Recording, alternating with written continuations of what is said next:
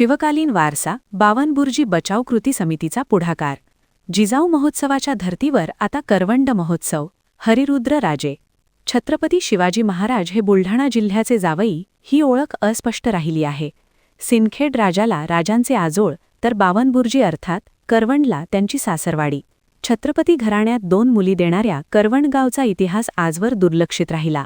हा ऐतिहासिक ठेवा पुढे आणून शिवकालीन वारसा जतन करण्यात यावा यासाठी बावनबुर्जी बचाव कृती समितीने पुढाकार घेत जिजाऊ महोत्सवाप्रमाणे करवंड महोत्सव आयोजित करण्याचे ठरविले आहे. यासाठी महत्त्वपूर्ण बैठक 4 जानेवारी रोजी करवंड गढी परिसरात पार पडली. 8 जिल्ह्यातील शिवप्रेमी यावेळी उपस्थित राहिले. करवंड महोत्सव केवळ एक उत्सव नसून इतिहासाचा दडलेला ठेवा नवीन पिढीसमोर ठेवण्याचा प्रयत्न असल्याचे इंगळे सरदार घराण्यातील हरिहररुद्र राजे यावेळी म्हणाले. हिंदवी स्वराज्याचे संस्थापक छत्रपती शिवाजी महाराज यांच्या 7व्या पत्नी महाराणी गुणवंता राणीसाहेब ह्या मूळच्या बावनबर्जी म्हणजेच आजच्या करवंड येथील सरदार शिवाजीराव इंगळे यांच्या कन्या होत्या. त्यांचा विवाह दिनांक 15 एप्रिल 2057 रोजी छत्रपती शिवाजी महाराज यांच्यासोबत झाला. हा मुद्दा प्रकाशझोतात आल्यानंतर ह्याच दिवसाचे औचित्य साधून बावनबर्जी बचाव कृती समितीच्या वतीने दिनांक 15 एप्रिल 2026 रोजी करवंड महोत्सव आयोजित करण्याचे ठरले. या बैठकीस राजे हरिरुद्रप्रसाद इंगळे, चिखली पंचायत समितीचे माजी सभापती अरविंद देशमुख, महाराष्ट्र मराठा सोयरीकचे समन्वयक व करवंड महोत्सवाचे संकल्पक सुनील जवंजाळ, आनंदी ग्रुपचे समन्वयक प्राचार्य अण्णासाहेब म्हळसणे, देऊळगाव राजा कृषी उत्पन्न बाजार समितीचे सभापती गणेशराजे जाधव, जिजाऊ जन्मोत्सवाचे प्रसिद्धी प्रमुख प्राध्यापक नाईकवाडे, भोकरदन येथील सेवानिवृत्त डीवायएसपी दिलीपराव पाटील इंगळे, प्रल्हाद पाटील इंगळे, दत्ताजी इंगळे बीड, शिवव्याख्याते कृष्णा पाटील इंगळे, माजी सभापती अंकुशराव वाघ, जिल्हा वकील संघाचे अध्यक्ष ॲडव्होकेट विजय सावळे, पत्रकार राजेंद्र काळे, गणेश निकम केळवतकर, संदीप वानखेडे, युवराज वाघ, सोहम घाडगे, पप्पू राऊत, विनोद सावळे, विजय घ्याळ, श्याम देशमुख, इतिहास संशोधक रामेश्वर शेडगे, चिखली कृषी उत्पन्न बाजार समितीचे माजी सभापती मोहनराव जाधव, माजी सरपंच प्रकाश चव्हाण यांच्यासह विविध क्षेत्रातील मान्यवर उपस्थित होते. दरम्यान नियोजित महोत्सवासाठी निधी संकलनाचे काम सुरू असून शिवाजी शिक्षण संस्थेचे संग्राम देशमुख यांनी बैठकीमध्ये 1,15,000 रुपयांचा निधी दिला.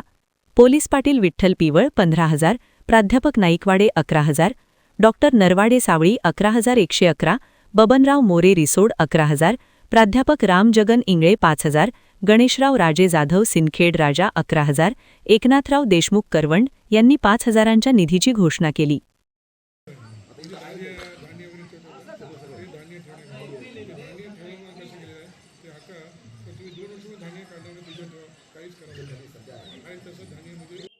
करवंड हे गाव ऐतिहासिक असून तेथे ऐतिहासिक असा वारसा आहे.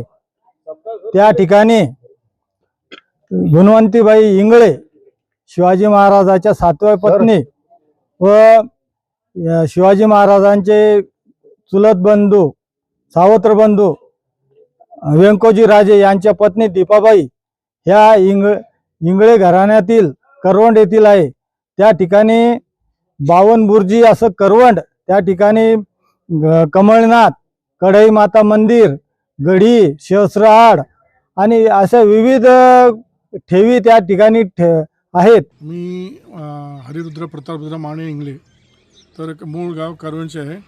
पण आम्ही मागच्या 250-300 वर्षापासून तंजावूर तामिळनाडू तिथं राहत होतो. कारण आमच्या घराण्यातले 2 मुल्या, एक शिवाजी महाराजांचे 7वे पत्नी दीपांबा बाईसाहेब आणि तंजावरमध्ये त्यांचे सावत्र भाऊ व्यंकोजी राजे होते, त्यांचे धर्मपत्नी दीपांबा बाईसाहेब, हे दोन्ही पण आमच्या इंगळे घराण्यातलं लग्न करून गेलेले मुल्या. त्याच्यामुळं आम्हाला काय झालं की शिवाजी महाराजांच्या पत्नीच्या नंतर मुलं पुढचं वारस नसल्यामुळं ते तिथं थांबून गेलं. पण व्यंकोजी राजांच्या पत्नीकडून 3 म्हणजे वंश सुरू झालं. त्याच्यामुळं आम्हाला काही दिवसानंतर आम्हाला तंजावरमध्ये पण जावं लागलं. मागच्या 250 वर्षापासून आमचं 7 पिढी तंजावरमध्ये राहिलेलं आहे. पण इकडचं वतन पण सांभाळलेलं आहे. वर्षातून 2दा-3दा येणं, इकडचं देखभाल करणं सर्व चालू होतं. आता याच्यामध्ये आता करवंडच्या गावकरांचं लोक आणि आपल्या मराठ्यांच्या सर्वांच्या याच्यामुळं करवंडमध्ये दीपांबाबाई यांची स्मारक उभा करायचं, गुणवंताबाई ते तंजावर गुणवंताबाईंचं स्मारक उभा करायचं हे एक आम्हाला सर्वांना म्हणत होतं, कारण का हे गावाचं इतिहास असा आहे की डायरेक्ट शिवाजी महाराजांचे आणि त्यांचं सावत्रबाई व्यंकोजी महाराजांचे जोडले गेलेलं आहे. 15 एप्रिल 2026ला छत्रपती शिवाजी महाराज यांची सासूरवाडी करवंड तालुका चिखली येथे भव्य करवंड महोत्सवाचं आयोजन केलेलं आहे आणि त्या आयोजनासंदर्भात आज आढावा बैठक संपन्न झाली करवंडला.